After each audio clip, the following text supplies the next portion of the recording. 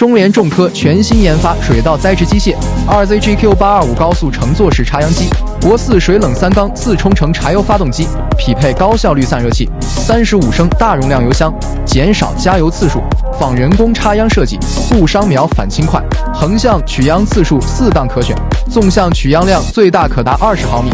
，500毫米离地间隙，防线档车轮扭矩增加42%，提高脱困防线能力，适应各种水田作业。集中式操控系统，一体式多功能面板，多功能液晶仪表，维保部件集中布置，保养方便作业轻松。